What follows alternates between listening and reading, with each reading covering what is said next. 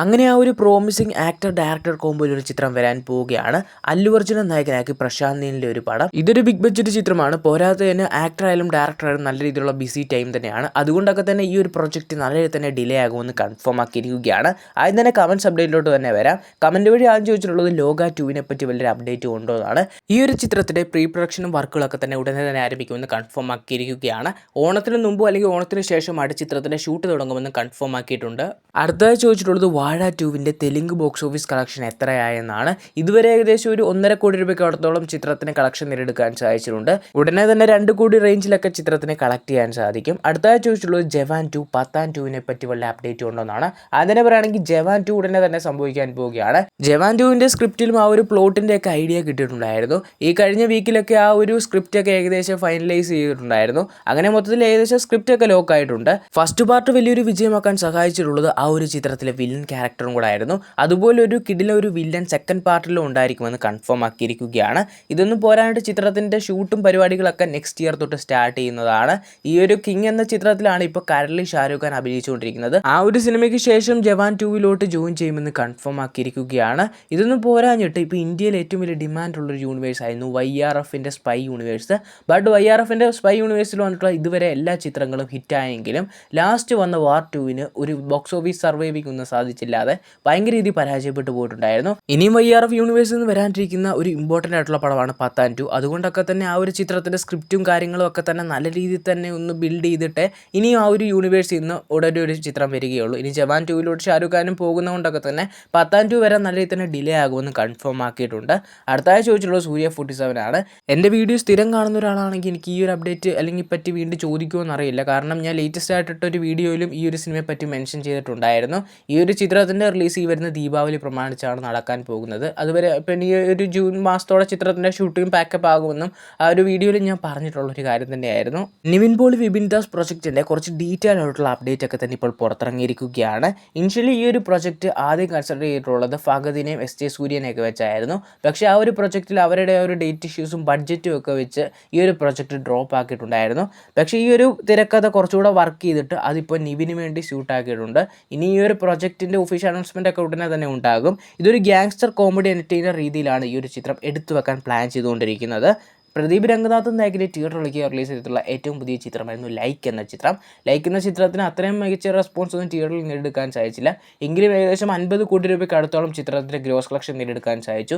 ഒരു ആവറേജിൽ വന്നിട്ടുള്ള ചിത്രത്തിന് പ്രദീപ് രംഗനാഥൻ എന്ന ആ ഒരു ലേബലും കൂടെ വെച്ചായിരുന്നു ആ ലെവൽ കളക്ഷൻ നേടിയെടുക്കാൻ സാധിച്ചുള്ളത്. ഒരുപക്ഷെ ഒരു 15-20 കോടി രൂപ ബഡ്ജറ്റിൽ വന്നിരുന്നെങ്കിൽ ആ ഒരു പടം സേഫ് സോണിൽ ഹിറ്റ് അടിച്ചെന്ന് പറയായിരുന്നു. ഏകദേശം 95 കോടി രൂപയുടെ ബഡ്ജറ്റിലായിരുന്നു ഈ ഒരു ചിത്രം പുറത്തിറങ്ങിയിട്ടുള്ളത്. അതുകൊണ്ടൊക്കെ തന്നെ ഈ ഒരു ചിത്രം പരാജയപ്പെട്ടു പോയിട്ടുണ്ടായിരുന്നു. എങ്കിലും ചിത്രത്തിൻ്റെ OTT റിലീസിനെ പലവരും കാത്തിരിക്കുന്നുണ്ടായിരുന്നു. ചിത്രത്തിൻ്റെ OTT അവകാശങ്ങൾ പ്രൈം വീഡിയോസ് ആണ് സ്വന്തമാക്കിയിട്ടുള്ളത്. വരുന്ന മെയ് 8 അല്ലെങ്കിൽ മെയ് 15 ആയിട്ട് ചിത്രത്തിൻ്റെ OTT റിലീസ് നടക്കുമെന്ന് ഒഫീഷ്യലി കൺഫേം ആക്കിയിരിക്കുകയാണ്. ധനഞ്ജയ് ശങ്കരൻ സംവിധാനത്തിൽ ഒരു ദിലീപ് പ്രൊജക്റ്റ് വരുന്നുണ്ടെന്ന് നേരത്തെ തന്നെ ഞാൻ ഒരു അപ്ഡേറ്റ് വീഡിയോയിൽ പറഞ്ഞിട്ടുണ്ടായിരുന്നു. ഇതിനെപ്പറ്റിയുള്ള കുറച്ചുകൂടെ അപ്ഡേറ്റ് ഇപ്പോൾ പുറത്തിറങ്ങിയിട്ടുണ്ട്. ഈ ഒരു ചിത്രം നിർമ്മിക്കാൻ പോകുന്നത് ധ്യാൻ ശ്രീനിവാസിൻ്റെ പ്രൊഡക്ഷൻ ഹൗസ് ആയിരിക്കുമെന്ന് ഓൾമോസ്റ്റ് കൺഫേം ആക്കിയിട്ടുണ്ട്. വിനീത് ശ്രീനിവാസനായിരിക്കും ഈ ഒരു ചിത്രത്തിൻ്റെ തിരക്കഥ ഒരുക്കുക. ആ ഒരു പ്രൊഡക്ഷൻ ഹൗസിൻ്റെ അണ്ടറിൽ കുറച്ച് മൾട്ടിപ്പിൾ പ്രൊജക്റ്റുകളൊക്കെ തന്നെ ലൈനപ്പിലുണ്ടെന്നും ഓൾമോസ്റ്റ് കൺഫേം ആക്കിയിരിക്കുകയാണ്. രാംചരൺ നായകനെ പുറത്തിറങ്ങാനിരിക്കുന്ന ഒരു ബിഗ് ബഡ്ജറ്റ് ചിത്രമാണ് പെഡി എന്ന ചിത്രം. ഈ ഒരു ചിത്രത്തിന്റെ റിലീസ് ഈ വരുന്ന ജൂൺ 25 ഉണ്ടായിരിക്കുമെന്ന് ഒഫീഷ്യലിന്റെ ചിത്രത്തിന്റെ ടീം കൺഫേം ആക്കിയിട്ടുണ്ട്. ധനുഷിന്റെ ലീഡിൽ പുറത്തിറങ്ങാനിരിക്കുന്ന ഏറ്റവും പുതിയ ചിത്രമാണ് കാര എന്ന ചിത്രം. ചിത്രത്തിന്റെ സെൻസറിംഗ് ഒക്കെ ഇപ്പോൾ കഴിഞ്ഞിരിക്കുകയാണ്. സെൻസർ ബോർഡിൽ നിന്ന് US സർട്ടിഫിക്കറ്റ് ആണ് ചിത്രത്തിന് കിട്ടിയിട്ടുള്ളത്. ചിത്രത്തിന് 2 മണിക്കൂറും 41 മിനിറ്റുമാണ് ടോട്ടൽ ഡ്യൂറേഷനായി വരിക എന്ന് കൺഫേം ആക്കിയിരിക്കുകയാണ്. ആസിഫ് അലി നായകന് പക്ക ഒരു ഇടിപ്പടം അല്ലെങ്കിൽ ഒരു ആക്ഷൻ എന്റർടൈനർ എന്ന രീതിയിൽ പുറത്തിറങ്ങാനിരിക്കുന്ന ഏറ്റവും പുതിയ ചിത്രമാണ് ടിക്കറ്റ് എന്ന ചിത്രം ഏകദേശം 172 ദിവസത്തോളം വരുന്ന ഷൂട്ടിംഗ് ഷെഡ്യൂൾ, ഒരു ലോങ് ഷൂട്ടിംഗ് ഷെഡ്യൂൾ തന്നെ ഇപ്പോൾ കംപ്ലീറ്റ് ആയിട്ടൊന്ന് ഒഫീഷ്യലി കൺഫേം ആക്കിയിരിക്കുകയാണ്.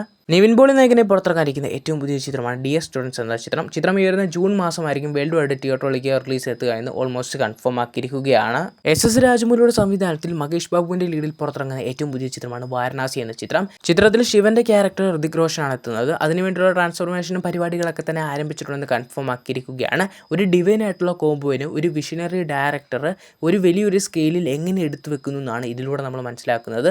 മികച്ചൊരു സിനിമാറ്റിക് എക്സ്പീരിയൻസ് തന്നെയാണ് പ്രതീക്ഷിക്കുന്നത്. തലൈവറിൻ്റെ വലിയൊരു ഹോപ്പുള്ള ഒരു പ്രൊജക്റ്റാണ് ജയിലർ 2. ജയിലർ 2വിൻ്റെ ഷൂട്ടും പരിപാടികളൊക്കെ തന്നെ കഴിഞ്ഞിട്ടുണ്ടായിരുന്നു. ഈ ഒരു ചിത്രത്തിന് എന്ത് അപ്ഡേറ്റ് വന്നാലും നമ്മളെ മലയാളി പ്രേക്ഷകർ കാത്തിരിക്കുന്നത് ഇതിലെ ലാലേട്ടൻ്റെ ഏതെങ്കിലും അപ്ഡേറ്റ് ഉണ്ടോ എന്നാണ്. ലാലേട്ടൻ്റെ ജയിലർ ഫസ്റ്റിനെക്കാട്ടിലും സെക്കൻഡ് കിടിലൻ രീതി പ്രസൻറ്റ് ചെയ്യുമെന്നുള്ള പ്രതീക്ഷയുണ്ട്. ഇപ്പോൾ അതിനെപ്പറ്റി ഒരു റൂമർ അപ്ഡേറ്റ് ആണ് പുറത്തിറങ്ങിയിട്ടുള്ളത്. റൂമർ അപ്ഡേറ്റ് സൂചിപ്പിക്കുന്നത് ഒരു 80s പീരീഡിലുള്ള ഒരു എയർപോർട്ട്, അവിടെ ഒരു വിൻറ്റേജ് കാറിൽ മാത്യു എന്ന ലാലേട്ടൻ ക്യാരക്ടറിൻ്റെ എൻട്രി ഒരു ജാക്കറ്റിലൊക്കെ അതിൽ ഒരു ഡി-ഏജിങ് ആയിട്ടുള്ള ലുക്കിലായിരിക്കും എത്തുക. അതിനൊപ്പം അനിയുടെ ബീജവും. ഇതാണ് ഇപ്പോൾ ഇറങ്ങിയിട്ടുള്ള ലേറ്റസ്റ്റ് റൂമർ. ഇതെങ്ങാനും സംഭവിക്കുകയാണെങ്കിൽ കേരള ബോക്സ് ഓഫീസിൽ നിന്ന് കത്തും. ആ രീതിയിലുള്ള ഒരു ഐറ്റം തന്നെയായിരിക്കും. കാരണം നെൽസൻ്റെ ഡയറക്ഷനിൽ ഈ ഒരു പരിപാടിയൊക്കെ സംഭവിക്കുകയാണെങ്കിൽ ഇപ്പോൾ റൂമർ എന്ന രീതിയിൽ ഈ ഒരു പരിപാടിയാണ് വന്നിട്ടുള്ളത്. ജയിലർ 1 കിടിലം ഒരു പ്രസൻറ്റേഷനൊക്കെ ലാലേട്ടനെ ചെയ്തിട്ടുണ്ടായിരുന്നു.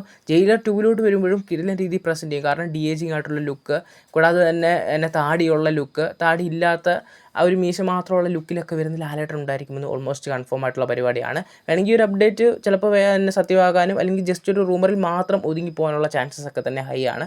എന്തായാലും ഈ ഒരു ചിത്രത്തിൻ്റെ ഭാഗത്തുനിന്ന് ഇതുപോലുള്ള കിടിലൻ അപ്ഡേറ്റുകളൊക്കെ കാര്യങ്ങളൊക്കെ തന്നെ ഇപ്പോൾ ലേറ്റസ്റ്റ് ആയിട്ട് പുറത്തിറങ്ങുന്നുണ്ട്. ഇപ്പോൾ നമ്മുടെ ഇന്ത്യൻ സിനിമ കാത്തിരിക്കുന്ന ഒരു സെക്കൻഡ് പാർട്ട്, തേർഡ് പാർട്ട് ഏത് സിനിമയാണെന്ന് ചോദിക്കുമ്പോൾ എല്ലാവരും ആദ്യം പറയുന്നത് KGF 3 ആണ്.